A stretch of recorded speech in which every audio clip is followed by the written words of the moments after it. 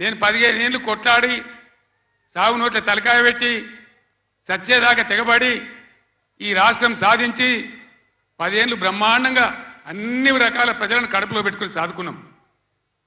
రైతు సోదరులను కళ్ళల్లో పెట్టుకొని కాపాడుకున్నాం.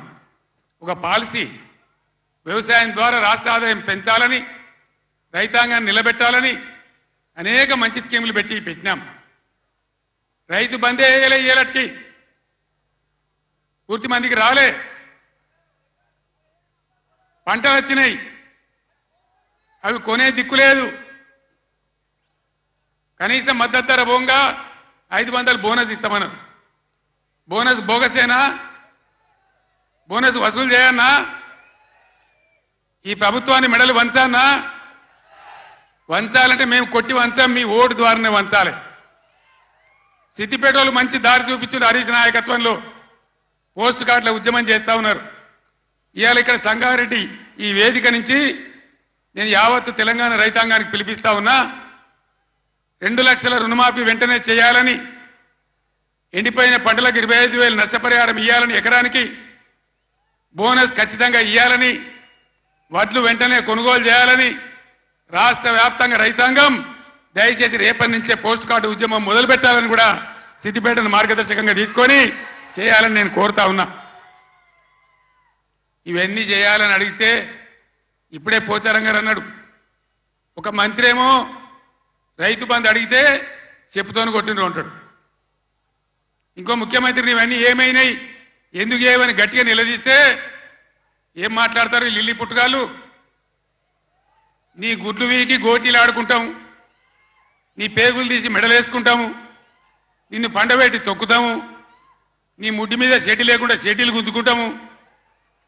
ఇదేనా 10 ఏళ్లలో నేను ముఖ్యమంత్రి ఉన్నప్పుడు ఒక్కసారి ఇటువంటి మాట విన్నారా? ఇంత అగౌరవంగా మాట్లాడినామా? ఇంత అన్యాయం మీ కళ్ళ ముందనే జరగాలనా? దయచేసి ఆలోచన చేయాలి. ఎలక్షన్ అంటే ఓట్లు అంటే ఏదో ఆగమాగం ఓట్లేసుడు కాదు. ఇలా సభలో ఉన్నారు. నేనే ఒక 100-150 లారీలు దాటుకుంటా వచ్చిన. అందులో ఫుల్గా మంది ఉన్నారు. చాలా దూరంలో పోలీసు వాళ్ళు ఆపుతా ఉన్నారు. పోలీసు వాళ్ళు బొమ్మలు వీకేస్తా ఉన్నారు. నేను పోలీసు మిత్రులకు మనవి చేస్తా ఉన్నా, మీ డ్యూటీ మీరు చేయండి. 10 ఏళ్ళు మేము కూడా గవర్నమెంట్ ఉన్నాం. అమాయకులను బెదిరియడం, కొట్టడం, బీఆర్ఎస్ ఫ్లెక్సీలు బికేయడం ఇదా మీ పోలీస్ డ్యూటీ? ఇలా మేము కూడా లెక్క పెడతా ఉన్నాం. నేను పోలీసు పేరెత్తంగానే ప్రజలు ఎట్లా మాట్లాడుతున్నారో మీరు చూస్తున్నారు. ప్రజల గోల చూస్తున్నారు. ఇప్పటికైనా మీ అరాచకాలు బంద్ చేయండి, జాగ్రత్త. లేకపోతే మళ్ళా గ్యారంటీగా బీఆర్ఎస్ అధికారానికి వస్తుంది. అప్పుడు మీ గతి ఏమైతే ఆలోచన చేసుకోవాలి. 10 ఏళ్ళు మేము ఉన్నామే, 10 ఏళ్ళు నేను ముఖ్యమంత్రిగా ఉన్నానే. ఒక్కరోజన్నా మేము ఈ దౌర్జన్యం చేసినామా? ఎవరినైనా వేధించినామా? మరి ఎందుకు మీరు ఇలా మితిమీరిన పనులు చేస్తా ఉన్నారు పోలీసులు? దయచేసి మానుకోండి పోలీస్ సోదరులారా. మేమన్నీ రికార్డు చేస్తా ఉన్నాం.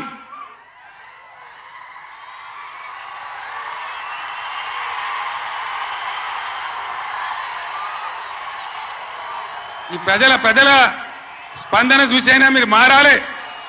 డీజీపీ గారు మీరు మారాలని నేను చెప్తా ఉన్నా. లేకపోతే మీ మీదకి ప్రజలే తిరుగుబడే రోడ్ వస్తుంది, జాగ్రత్త అని నేను చెప్తా ఉన్నా.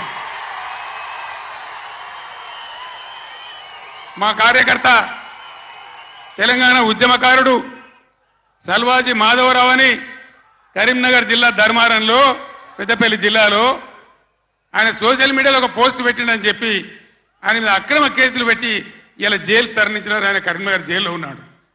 ఇది మీకు న్యాయమా? డీజీపీకి ఏమైనా గౌరవం ఉంటే ఆ సల్వాజీ మాధవరావు మీద ఏదైతే జరిగిందో దాని మీద స్పెషల్ కమిటీ సీనియర్ ఐపీఎస్ ఆఫీసర్తో ఎంక్వైరీ చేయాలి. ఏ సబ్ ఇన్స్పెక్టర్, ఏ సర్కిల్ ఇన్స్పెక్టర్ దౌర్జన్యానికి పాల్పడ్డాడో వాళ్ళ మీద మీరు చర్యలు తీసుకోవాలి. లేకపోతే తస్మాత్ జాగ్రత్త, మేము న్యాయస్థానం తలుపులు దాడతామనే మనవి చేస్తా ఉన్నా. మేము కూడా మస్తుగా చూసినాం. నేను కేంద్ర మంత్రిగా పనిచేసిన, రాష్ట్ర మంత్రిగా పనిచేసిన, ఇదే జిల్లాలో 20 ఏళ్ళు ఎమ్మెల్యేగా ఉన్నా, ముఖ్యమంత్రిగా పనిచేసిన, కానీ దౌర్జన్యాలు ఎన్నడూ మీతో మేము చేయించలే. అనవసరంగా మీరు రాజకీయ చేసేవాళ్ళు చేస్తారు, మీకు అవసరం లేదు. ఆయాల ఎక్కడ చూసినా వరి కోతలు ఉండే, ఇవాళ కరెంటు కోతలు, క్రాప్ హాలిడేలు. దయచేసి ప్లీజ్ 10 నిమిషాలు, నేను ఎక్కువ మాట్లాడను, 15 నిమిషాలు నినాదాలు తర్వాత చెప్తాను తమ్ముడు.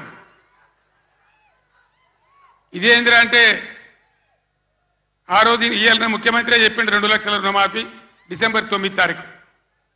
ఏడవాయ డిసెంబర్ 9 తారీఖు ఎవడో కూడా అన్నాడట, కూర్చుంటే లేవో శాత కాదు కానీ తాటి చెట్టు అంత ఎగురుతా అన్నాడట. డిసెంబర్ 9 పోయింది, అన్ని పోయినాయి. మళ్ళా ఆగస్టు 15కి చేస్తామంటారు. మొన్న ఇంకో ఎమ్మెల్యే రేవూరు ప్రకాష్ రెడ్డి అని ఏడాది తర్వాత చేస్తామంటారు. అసలు వీళ్ళు చేస్తారా? వీళ్ళని నమ్మచ్చునా? వీళ్ళను వంగదీసి వీళ్ళ మెడలు వంచి 2 లక్షల రుణమాఫీ చేయించే బాధ్యత బీఆర్ఎస్ పార్టీ మేము తీసుకుంటా ఉన్నాం. అందరం కలిసి యుద్ధం చేద్దాం. పార్లమెంట్ ఎన్నికల్లో బీఆర్ఎస్ అభ్యర్థులను గెలిపించండి, బీఆర్ఎస్ కు బలాన్ని ఇవ్వండి. రైతుల పక్షాన బీఆర్ఎస్ పోరాటం చేస్తుందని మనవి చేస్తా ఉన్నా. లేకపోతే ఏమైతుంది? ఒక్క నిమిషం ప్లీజ్. స్లోగన్లు తర్వాత ప్లీజ్. అరే బాబు, స్లోగన్లు తర్వాత ప్లీజ్. ఈ మూలకున్నోళ్ళు బంద్ పెట్టనా ప్లీజ్, బంద్ చేయవా?